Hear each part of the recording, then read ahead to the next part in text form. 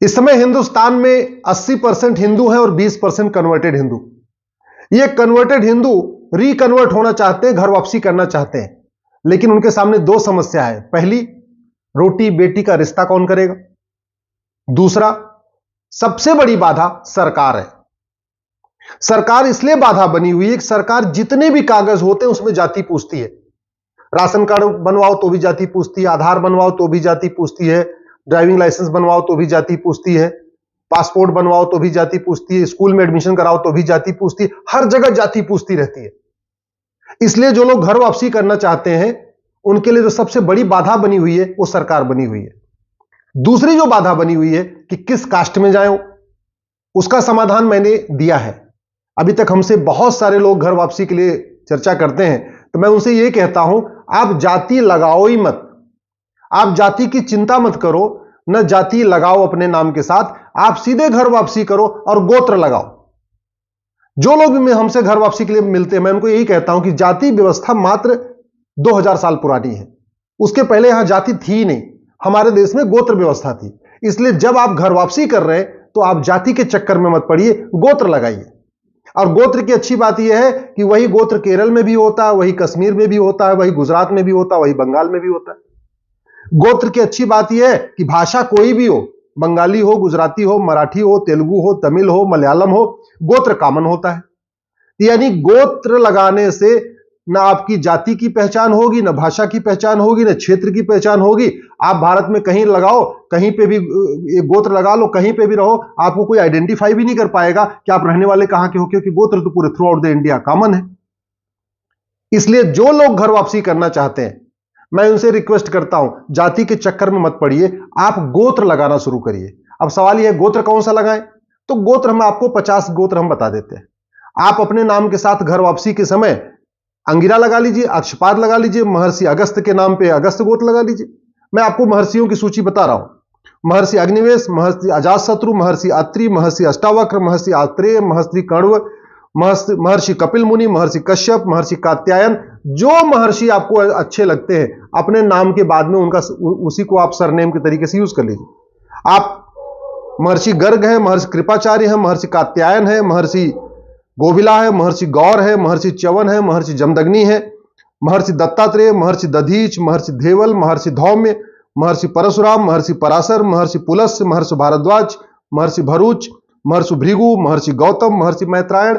जो ऋषि महर्षि आपको अच्छे लगते हैं अपने नाम के साथ वही गोत्र लगा लीजिए। अगर आपको गोत्र नहीं पता है तो गोत्र पता है, बहुत अच्छी बात। नहीं पता है, जो गोत्र आपको अच्छा लगता है या आप जहां आसपास रहते हैं वहां जो इस समय हिंदू हैं उनसे पूछ लीजिए उनका गोत्र क्या है। मान लीजिए आप पंजाब में हैं, आपके आसपास के लोग मुदगल गोत्र लगाते हैं, आप भी अपने साथ मुदगल लगा लीजिए। आप हरियाणा में रहते हैं, आपके आसपास के लोग कश्यप लगाते हैं, आप भी कश्यप लगा लीजिए। भाई गोत्र पे किसी का कॉपीराइट नहीं है। गोत्र कोई ये नहीं कह सकता कि हमारा गोत्र है आप क्यों लगा रहे हो। मैं तो कह रहा हूं मेरा भारद्वाज है, आप घर वापसी कर रहे हो भारद्वाज लगा लो। आप घर वापसी कर रहे हो गौतम लगाओ, आप घर वापसी कर रहे हो गर्ग लगा लो।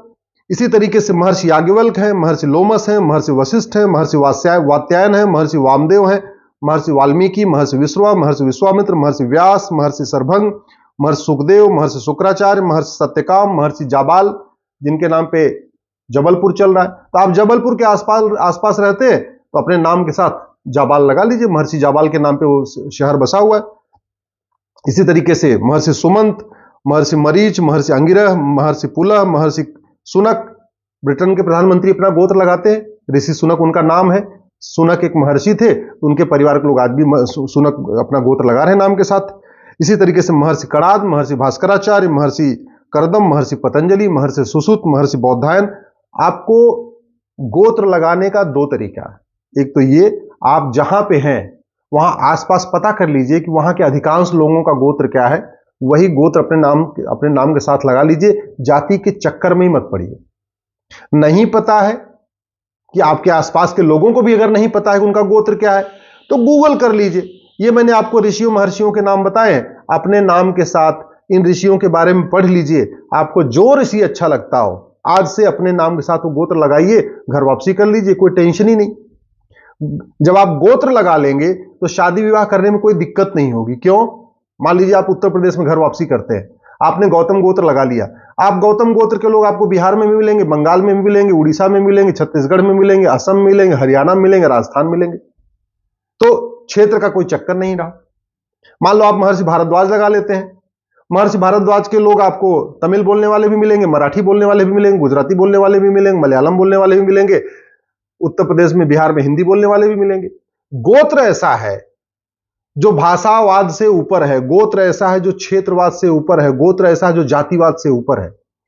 ब्राह्मण, क्षत्रिय, वैश्य, दलित सबका गोत्र कॉमन है। इवन कश्मीर से कन्याकुमारी तक सबका गोत्र कॉमन है।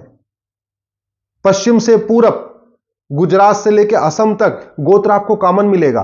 तो गोत्र भाषावाद खत्म करता है, गोत्र क्षेत्रवाद खत्म करता है, गोत्र पंथवाद खत्म करता है। और इवन जैन का गोत्र, बौद्ध का गोत्र, सिख का गोत्र और हिंदू का गोत्र कॉमन है।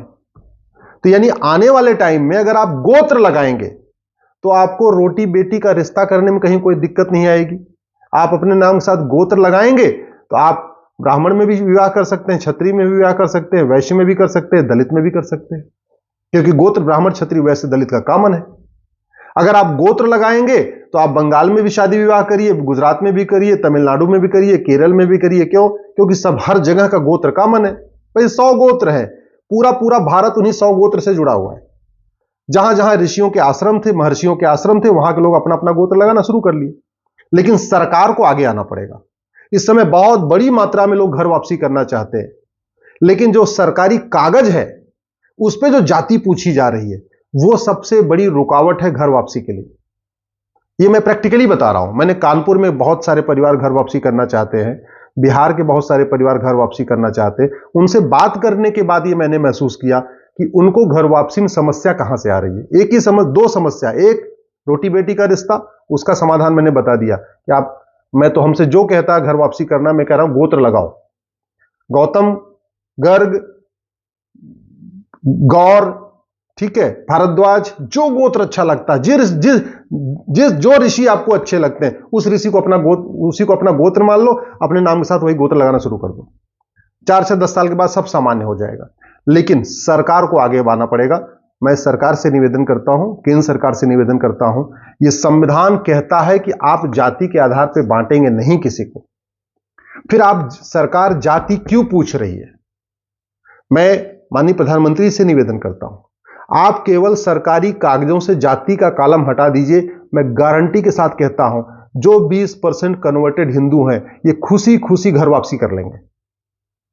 आप जाति व्यवस्था खत्म कर दीजिए, गोत्र व्यवस्था इंप्लीमेंट कर लीजिए। आपको अगर कॉलम देना भी है राशन कार्ड में, पासपोर्ट में, ड्राइविंग लाइसेंस में, वोटर आईडी में, अगर आपको पूछना भी है, आप गोत्र पूछिए। जाति क्यों पूछ रहे हैं? जाति व्यवस्था मात्र 2000 साल पुरानी है, गोत्र व्यवस्था हमारी हजारों साल पुरानी है। तो अच्छा यह होगा कि जो हमारी पुरानी व्यवस्था है उसको बहाल करिए। इसी तरीके से धर्म मत पूछिए, धर्म तो एक ही है, सनातन धर्म। पंथ पूछिए, पंथ में आपको जो जैन होगा वो जैन लिखेगा, बौद्ध होगा बौद्ध लिखेगा, सिख होगा सिख लिखेगा।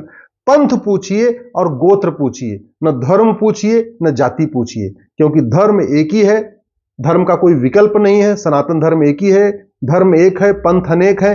इसलिए धर्म तो पूछिए मत किसी भी सरकारी कागज में, उसमें पंथ पूछिए। और गोत्र भी मात्र 2000 साल पुरानी व्यवस्था है। क्रिश्चियनिटी और कास्टिज्म, इस जब से ये क्रिश्चियनिटी आई है उसके बाद कास्टिज्म आया, जातिवाद। उसके पहले था नहीं। भारत में अपने नाम के साथ पहली बात तो लोग पहले लगाते ही नहीं थे। आप देख लीजिए, पांडव 5 भाई थे, किसी ने अपनी जाति लगाई? कृष्ण बलराम ने जाति लगाई? भगवान राम, लक्ष्मण, भरत, शत्रुघ्न ने जाति लगाई? नहीं, जाति व्यवस्था थी ही नहीं। हमारे देश में तो व्यवस्था ये थी, जो जिस क्षेत्र का रहता था अपना वो एक तो गांव का नाम लगा लेता था।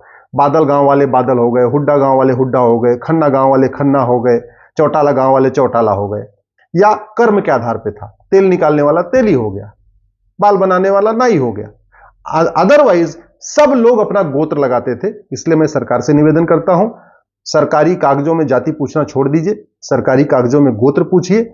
और जो अपने कन्वर्टेड हिंदू भाई हैं, जो रिकन्वर्ट होना चाहते हैं, घर वापसी करना चाहते हैं, मैं उनसे निवेदन करता हूं, जाति के चक्कर मत पड़िए, गोत्र लगाइए। ये मैं गोत्रों की सूची अपने फेसबुक पे भी डाल रहा हूं, अपने ट्विटर पे भी डाल रहा हूं। बाकी ये आपको गूगल करेंगे तो आपको ऋषियों के नाम मिल जाएंगे जिनके आधार पर गोत्र चलता है।